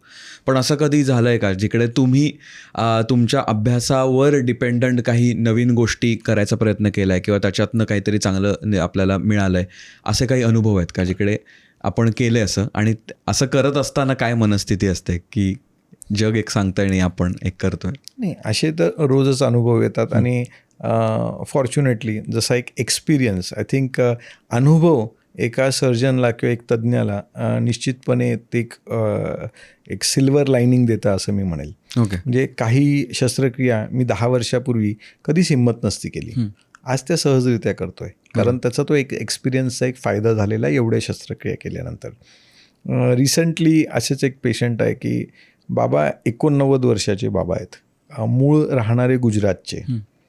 त्यांना जिभेच्या मागच्या भागात गाठ असण्याचं निदान झालं, कॅन्सरचं निदान झालं आणि 89 वय हे ऐकल्यानंतर त्यांच्या जे काही डॉक्टर्स वगैरे अनेकांनी सांगितलं काही करू नये, कारण याला जी ट्रीटमेंट करायची असेल तर त्याला ऑपरेशन करणे म्हणजे पूर्ण जिभेचा मागचा भाग काढणे, मग त्याला प्लास्टिक सर्जरी करायची, 6 तासाचं ऑपरेशन आहे. त्यातनं बाबा सहन करू शकतील का नाही माहिती नाही. दुसरा पर्याय की 6 आठवड्यांचं रेडिएशन आणि किमोथेरपी घेणे, ते पण कितपत सहन होईल. ह्या दुविधा स्थितीमध्ये त्यांनी काही मल्टिपल ओपिनियन्स घेतले आणि फायनली देवर ऑन द वर्ज की पुढे काहीच करायचं नाही. ओके. जे काही बाबांचं आयुष्य आहे ते त्यांना जगू द्या. तिथून ते नाशिकला एका परिचित व्यक्तीच्या थ्रू नाशिकला ओपिनियन घ्यायला आले माझं, आणि मी म्हटलं की बाबा तसे फिट दिसत आहेत, वय 90च्या जवळ जरी असलं, पण का नको आपण त्यांना एक टॉर्स नावाचं ऑपरेशन आहे, trans oral robotic surgery. Okay. म्हणजे तोंडाच्या आतून रोबोट टाकून तेवढी गाठ काढून घेणे, ह्या सर्जरीचा प्रयत्न निश्चित केला जाऊ शकतो. आणि असं मी त्यांना सल्ला दिला. ते म्हणे सर असं होऊ शकतं का? म्हटलं निश्चित होऊ शकतं, आधी झालेले आहेत. ते त्याने ऐकलं. दे टूक 2 days. म्हटलं तुम्हाला पाहिजे तर अजून एक सल्ला घ्या, मुंबईला जाऊन अजून एक सल्ला घ्या. मुंबईला आले, तिकडे पण त्यांना सांगितलं की हा एक पॉसिबिलिटी आहे आणि नाशिकला राज हा बेस्ट पर्सन आहे. ते पुन्हा आले आणि मग ॲडमिट झाले. झाल्यानंतर आम्ही रोज रात्री उद्याचे जे काही ऑपरेशनची लिस्ट आहे, एक प्रकारचे ॲज अ टीम आम्ही डिस्कस करत असतो की ह्या पेशंटचे काय ट्रीटमेंट कशी सुरू करायची, कसं ऑपरेट करायचं. आणि तेव्हा आम्ही जस्ट प्लॅन करताना माझे जे रेसिडेंट्स आहेत, माझे स्टुडंट्स आहेत, त्यांनी केलं की सर 89 वर्षांच्या बाबांचं टॉर्स आजपर्यंत जगात कोणीच केलेलं नाही. सो आजपर्यंत जगात कोणीही 89 वर्षांच्या बाबांचं टॉर्स केलेलं नाही. हा एक प्रकारचं दडपण पण आणणारा प्रश्न होता. बरं. की जर कधी जगात कोणीच केलेलं नाही आहे आणि आपणच प्रयत्न करतोय, तर आपल्या आधी जगात कोणी केलेलं नाही म्हणजे काहीतरी कारण असणार. एवढ्या वयस्कर, बरोबर, एवढ्या वयस्कर बाबांचं हे केलं नाही आहे आणि मग आपण त्याला एक नवीन पायंडा टाकण्याचा प्रयत्न करतोय, तर त्यात जोखीम पण आहे. उद्या काही जर कधी वाईट झालं तर त्या कुटुंबियांना पण वाटेल की आपण चुकीचा निर्णय घेतला का, मी त्यांना चुकीचा सल्ला दिला का. आणि त्यामुळे मी ॲज अ फॅमिली त्यांना प्रामाणिकपणे सांगितलं की आजपर्यंत कोणी केलेलं नाही आहे, परंतु बाबांना ह्या टेस्ट आणि याच्या आधारे असं वाटतं की हा त्यांच्यासाठी सर्वोत्तम पर्याय ठरू शकतो ह्या घटकेला. राईट. तर आणि त्यांनी ॲज अ फॅमिली दे वर व्हेरी सपोर्टिव्ह. ते म्हणाले आणि एज्युकेटेड फॅमिली. ते म्हणे sir please go had. And I completed he surgery in 6.5 minutes. म्हणजे नेक्स्ट डे मॉर्निंगला बाबांनी चहा मागितला, तोंडाने चहा घेता आला, थोडंसं किंचितशा वेदना होत्या, बट दॅट वॉज कम्फर्टेबल. आणि पेशंट अगदी छान बोलत होते. त्यांना घशामधनं आम्ही एक छोटीशी नलिका टाकली होती, जी 3ऱ्या दिवशी काढून टाकली आणि विदिन 1 week त्यांची नाकातली नळी वगैरे फिडिंगसाठी जी टाकली होती ती काढली. आणि ॲज अ सेट की जी रिकव्हरी एका आठवड्यात एक ड्रॅमॅटिक म्हणजे एक अतिशय चमत्कार घडावा अशा स्वरूपाचं त्यांची रिकव्हरी होती. ते समाधान इतकं छान आहे की आता पुढचे कुठल्याही पेशंटला मी घशाच्या कॅन्सरसाठी मोठी 6 तासाचे ऑपरेशन किंवा 6 आठवड्याच्या रेडिएशनपेक्षा जिथे शक्य आहे, जिथे गरजेचं आहे, त्यांना टॉर्स सर्जरी निश्चितपणे सांगेल आणि वय बघून त्यांना मी शस्त्रक्रियेचा सल्ला देणार नाही असं तर कधीच होणार नाही. तो चान्स घेणार, कारण आता कॉन्फिडन्स अजून त्याच्यामुळे वाढलेला आहे. आणि ही जी आपण सर्जरी केली आहे आता मागच्या महिन्यात, तिचा वर्ल्ड रेकॉर्ड होऊ शकतो, कारण 89 वर्षाचे आहेत, जसं आपण आधी डिस्कस केलं होतं. तो आजच्या स्थितीत जर कधी आपण जे काही आमचं वैद्यकीय लिटरेचर अवेलेबल आहे किंवा आपण ChatGPT किंवा AI वरती जरी आपण हे केलं तर तो ऑलरेडी वर्ल्ड रेकॉर्ड झालेला आहे. कमाल. आय थिंक ते जे समाधान होतं त्यांना, जाताना त्यांच्या डोळ्यात अश्रू होते की सर थँक्यू, मी इतक्या लवकर पूर्ण बरा होऊन गेलो. आणि मला त्या दिवशी असं वाटलं की अनेक वेळेस आपण जे प्रोटोकॉल्स म्हणतो किंवा निकष जे म्हणतो, हे निकष लावून आपण अनेक असे पेशंट्स असतात त्यांचा उपचार एका संकुचित मानसिकतेमुळे तो उपचार टाळतो, आपण त्यांना ऑपॉर्च्युनिटी देत नाही आपण. राईट. जसं माझा सगळ्यात छोटा पेशंट ज्याचं मी ऑपरेशन केलं होतं, 15 दिवसांचं असताना मी त्याचं ऑपरेशन केलं होतं आणि तो आईच्या गर्भात असताना त्याला कॅन्सरचं निदान झालेलं होतं. आणि माझं सगळ्यात सिनियर सिटीजन पेशंट ज्याचं ऑपरेट केलं ते 106 वर्षाचे होतं. सो एज हा फक्त एक नंबर असतो. आणि पण त्यात ना हे ओपिनियन देण्याचं हे जे किंवा आपण हे असं करू शकतो, हे धाडस जे येतं ते धाडस थोडंसं अनुभवामुळे पण येतं, एका टीममुळे येतं आणि सगळ्यात महत्त्वाचं पेशंट आणि नातेवाईकांनी दाखवलेल्या विश्वासामुळे येतं. ते म्हणतात सर करा, तुम्ही जे करणार आहे ते चांगलंच करणार आहे. म्हणजे आज सिनियॉरिटी आल्यामुळे आणि ॲज अ कॅन्सर सेंटर आम्ही आज हार्डली 40% आमच्याकडे येणारे पेशंट्स हे नाशिक जिल्ह्यातले आहेत. 60% पेशंट्स हे खूप लांबून येतात. महाराष्ट्र, गुजरात, छत्तीसगड, वेस्ट बेंगॉल इकडनं पण खूप पेशंट्स येतात. परदेशातनं पेशंट्स असतात. हे जेव्हा पेशंट्स येतात तर यातले 90% पेशंट्स हे स्ट्रेट फॉरवर्ड पेशंट्स नसतात.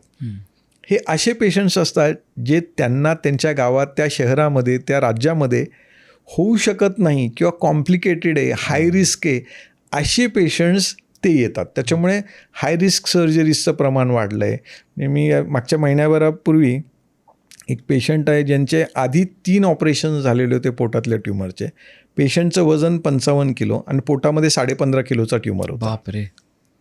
तर त्यांना ते म्हणे की सगळ्यांनी सांगितलं होऊ शकत नाही, पण आता सगळ्यांनी सांगितलं नाही होऊ शकत तर कुठेतरी अनुभव परत आला, ॲज अ टीम आले, मल्टीडिसिप्लिनरी टीम आली आणि त्या पेशंटचं मी 9 तास ऑपरेशन करून 15.5 किलोचं ट्युमर काढलं आणि बाबा 8व्या दिवशी घरी गेले.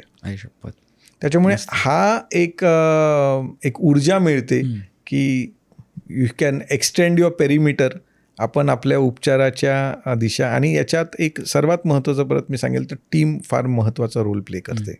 बरोबर. म्हणजे आपण जोडत गेलो आणि त्या फॅसिलिटीज ज्या आपण निर्माण केल्या आहे सर्व प्रकार. कारण इतक्या मेजर 9 तास 10 तास ऑपरेशन करताना भूलतज्ञांची टीम आहे, माझे सहकारी सर्जन्स आहेत, माझे म्हणजे रक्तवाहिन्या, हृदयाकडनं निघणारी मेन रक्तवाहिनी असं वाटायचं की याला हात लावायचा का नाही, प्रत्येकजण लांब पळतं त्याच्याकडनं. आम्ही ते रक्तवाहिनी सहजरित्या ओपन करतो आणि परत रिपेअर पण करतो. ट्युमर असेल तर ते काढून रिपेअर करतो. तर हा एक एक्सपिरियन्स आणि टीमचा डेफिनेटली बेनिफिट होतो. बरोबर. पण हे जेव्हा सुरुवातीचा आपला जो काळ होता नाशिकमध्ये, हे सगळं आपल्याला करायचं होतं, तेव्हाचा कसा तो पिरियड होता? कारण तेव्हा ही सगळी टीम नव्हती, आपण शून्यातनं सुरुवात केली होती. भयानक होता. कारण मला आठवतं माझी पहिली शस्त्रक्रिया मी जी नाशिकमध्ये केली, ती पहिली शस्त्रक्रिया पहाटे 4 वाजता मी सुरू केली, 2 जुलै 2000 साली. त्याच्या आधीचे 6 वर्षांचा काळ जो होता, 5.5 वर्षापेक्षा जास्त काळ टाटा हॉस्पिटल मुंबई, मग इंग्लंडमध्ये, जिथे सर्वात चांगल्या operation theatres, best technology, operation करताना जे कॉटरी मशीन्स वगैरे त्यांनी ऑपरेट केलं. आणि मग नाशिकमध्ये आल्यानंतर आदल्या दिवशी आलो आणि मला सांगण्यात आलं होतं की अरे उद्या सकाळी एक स्टमक कॅन्सरचं पेशंट आहे, ऑपरेट करायचं आहे. म्हटलं ठीक आहे, काही प्रॉब्लेम नाही, करून देऊ. म्हटलं किती वाजता सुरू करायचं? म्हणजे 4 वाजता सुरू करायचं. मी म्हटलं अरे आपण झोपतात का नाही, कारण मला सवय होते ठीक आहे 9 वाजता वगैरे ठीक आहे, नाही म्हणजे 4 वाजता सर्जरी सुरू करायची आहे. तर मी 3 वाजताच उठून तयार होऊन, त्यावेळेस माझी एक यामा RX 100 जी होती ती घेऊन त्या थंडीत सकाळी गेलो तिथं. 4 वाजता, अर्थात थोडासा माझा मूर्खपणा पण होता तो, कारण मी आदल्या दिवशी रात्री ऑपरेशन थिएटरमध्ये काय काय आहे हे बघितलंच नव्हतं. कारण मला सवय होती इंग्लंडची हे सगळं हे स्टँडर्ड आहे. कारण सर्जन अल्टिमेटली जर कधी आपल्या हातात तंत्रज्ञान नाही आहे तर आपण हँडिकॅप झाल्यासारखंच आहे आपण एकदम. आणि पेशंटला भूल दिलेली, OT थिएटरमध्ये एंटर केलं आणि कुठेही भुलेचे मोठे मशीन्स नाही, ते एकदम जुनं 20 वर्षापूर्वीचं मशीन आणि पेशंटला ऑलरेडी भूल दिलेली होती. त्याच्यामुळे वॉश झालो आणि गेल्यानंतर म्हटलं तर कॉटरी मशीन नाही आहे म्हणे. तर म्हटलं कॉटरी मशीन नाही आहे, मी माझ्या आयुष्यात बिना कॉटरीचं कधी पेशंट ऑपरेटच केलेला नव्हता, कधीच केलेला नव्हता. म्हणजे आणि अचानक आणि त्यात पेशंटला भूल दिलेली होती, त्याच्यामुळे मी नाही पण म्हणू शकलो नाही. मी त्याच ह्याच्यात म्हणजे आमचे जे सिझर्स आणि नाईफनी सर्जरी सुरू केली. 4 तास ऑपरेशन चाललं. बिलीव्ह मी, त्या 4 तासापैकी प्रत्येक क्षणाला मी स्वतःला शिव्या देत होतो की मी आलो का इथं. कारण म्हणजे ज्या प्रकारची शस्त्रक्रिया करण्याचं मला कधीही अनुभव नव्हता, शिकवलेलं नव्हतं, तसा मी फक्त हाताने दोरे, कारण तिकडे सवय काय होती की टाके घालायचे मशीन्सने टाका, इकडे हाताने टाके घालणे वगैरे. आणि तो at the end of those 4 hours शस्त्रक्रिया संपली. मी घामाघूम झालेला होतो आणि स्वतःला शिव्यात तर भरपूर हे करून दिलं होतं की, आणि असं ऑलमोस्ट ठरवलेलं होतं की पुरे झाला एक पेशंट, 4 दिवस थांबा, घरी भेटा, बॅग बांधा, परत इंग्लंडला पळा, हे आपल्यासाठी नाही आहे. पण त्या दिवशी रात्री मग विचार केला की परत पळणं हा खूप सोपा निर्णय होता, खूप सोपा निर्णय होता की ठीक आहे, आता तिकडे जॉब होता, सगळ्या गोष्टी होत्या आणि त्या क्वालिफिकेशनला अशी काहीच अडचण नव्हती. म्हणजे कुठल्याही हॉस्पिटल अप्लाय केलं असतं इंग्लंडमध्ये तरी त्यांनी घेतलं असतं. पण असं वाटलं की नाही, पळून जाण्यापेक्षा इथे थांबून बदल घडवणं थोडंसं अवघड आहे, पण लाँग टर्ममध्ये ते जास्त महत्त्वाचं असेल. आणि आय थिंक त्या दिवशी तो निर्णय घेतला, नाही पळायचं नाही, थांबायचं आणि लढायचं. आणि मग step by step step by step एक एक करत आज इथपर्यंत आहोत. लोक जोडत गेलो आणि त्यात ॲज अ सेट की पेशंट्सनी जो विश्वास दाखवला आहे, जे प्रेम दिलेलं आहे, right, it was not only विश्वास, जे प्रेम दिलेलं आहे, त्या प्रेमाच्या याच्यावरती असं वाटतं की नाही, आपण आपल्या गावाला अजून काहीतरी चांगलं देऊ शकतो, ह्याच मानसिकतेने हे करतोय. आणि आता एकदम जगातल्या कोणत्याही मोठ्या फॅसिलिटीमध्ये जशी सोय मिळेल तशी आपण देऊ शकतो इकडे नाशिकला. म्हणजे एक ज्या दिवशी म्हणजे डिसेंबर 2006 मध्ये मी हेथ्रो विमानतळावरती विमानाची म्हणजे बोर्डिंग करायच्या आधी बसलेलो होतो आणि माझ्या बाजूला एक सिनियर कॅन्सर तज्ज्ञ होते. त्यांना मी ओळखत नव्हतो, ते मला ओळखत नव्हते. लॅपटॉपवरती मी माझ्या सर्जरीजचे व्हिडिओज प्रेझेंटेशन तयार करत असताना त्यांनी सहज बघितलं आणि ते मला म्हटले, तू कॅन्सर तज्ज्ञ आहेस का? म्हटलं हो. ते म्हणे कुठे? म्हटलं नाशिक. त्यांचा प्रश्न होता, वेअर इज नाशिक? तर वेअर इज नाशिक म्हटल्यानंतर ते आतमध्ये इतकं टोचलं कुठेतरी की यार, मला माझ्या गावाला लोकांनी अजून ओळखलेलं नाही आहे. आणि पुढे जाऊन ते माझे पार्टनर झाले, आम्ही कॅन्सर सेंटर टाकलं वगैरे. पण त्या एक क्षणात एक मनामध्ये असं ठरवलं होतं की भविष्यात माझ्या कुठल्याही नाशिककराला कोणाला हे सांगायची गरज नाही पडली पाहिजे की where is Nashik. Right. Yes. कमाल. आणि अशी जर्नी आहे. येस. शकास. तर आपण आज कर्करोग तो अगदी डायग्नोज करण्यापासनं, ती टेस्ट करून घेण्यापासनं ते अगदी त्याच्यावर काय होऊ शकतं आणि आता आपण कुठे हायटेक पोहोचलेलो आणि हे सगळं करतोय आपण दैनंदिन जीवनात आणि तुम्ही एवढ्या लोकांपर्यंत ह्याच्यातनं पोहोचलेलं ह्याच्याबद्दल बोललेलो. आजच्या घडीला प्रत्येक व्यक्तीने कोणत्या गोष्टी त्या अवॉइड केल्या पाहिजेत ज्याने कॅन्सरचं प्रमाण कमी होऊ शकतं त्यांच्या आयुष्यातलं किंवा तो टक्का कमी होऊ शकतो, असं जर मी तुम्हाला विचारलं, मग काही सवयी असतील खायच्या आणि ह्याच्या जे काही, तर काय सांगाल? स्थूलपणा टाळणं अतिशय महत्त्वाचं. ओके. म्हणजे अ फिट बॉडी इज इम्पॉर्टंट. आहारामध्ये मांसाहाराचं प्रमाण, तंबाखूचं प्रमाण, अल्कोहोलचं प्रमाण कमी केलं पाहिजे. ओके. अनेकांना असा गैरसमज आहे की मांसाहार म्हणजेच protein diet. I think balance diet, vegetarian डाएटमध्ये सुद्धा खूप चांगल्यारीत्या आपल्याला घटकं जे आवश्यक आहे शरीराला ते मिळू शकतात. ओके. नियमित व्यायाम गरजेचा आहे आणि जागरूक राहणे तितकंच महत्त्वाचं की मला आजार होऊ शकतो, तो टाळण्यासाठी काही स्टेप्स, मेडिकल स्टेप्स घेता येऊ शकतात. राईट. त्यामुळे ते चेकिंग वगैरे करणं या. हे सजेस्ट करा. लहान मुलांमध्ये लसीकरण, कॅन्सर टाळण्यासाठी लसीकरणसुद्धा आता एक सायंटिफिक वे आहे, जिथे आपण आता समजा मुलींमध्ये गर्भाशयाचा कॅन्सर 100% टाळता येऊ शकतो. बरं. त्याच्यासाठी लस उपलब्ध आहे. HPV vaccine. HPV vaccination. बरोबर. राईट. ग्रेट. कारण हे केलं पाहिजे आणि त्याच्याबद्दल जागृती झाली पाहिजे. मस्त. तुम्हाला आज आमच्याकडे येऊन कसं वाटलं? आज वायफळचा भाग होऊन आज गप्पा मारून आमच्यावर छान वाटलं. म्हणजे इट्स मोर लाईक अ रविवार सकाळी गप्पा झाल्या. असं काही इंटरव्ह्यू सारखं न वाटतं, कुठेतरी मित्रपरिवार आपण बसलोय राईट आणि कॅज्युअली गप्पा मारतोय अशा स्वरूपात होतं. राईट. आम्हाला पण तसंच वाटलं, कारण विषय गंभीर आहे, पण जर असा डिस्कस केला तर तो नाही आहे गंभीर. हे माझा पण गोल होता आज, की कारण पब्लिक प्लेसेसमध्ये असा थोडा वेळ आपण विचार करतो, मी कॅन्सरबद्दल बोलू की नको, असं होतं. आता तुमच्यात होणार नाही, कारण तुम्ही तेच आहे दिवसभर. आमच्यासाठी होतं, म्हणून म्हटलं की आजच्या कॉन्व्हर्सेशनमध्ये माझा पर्सनल गोल पण तोच होता, की आपण कम्फर्टेबली याच्याबद्दल बोलू शकलो पाहिजे, जेणेकरून त्याचा बाऊ नाही झाला पाहिजे.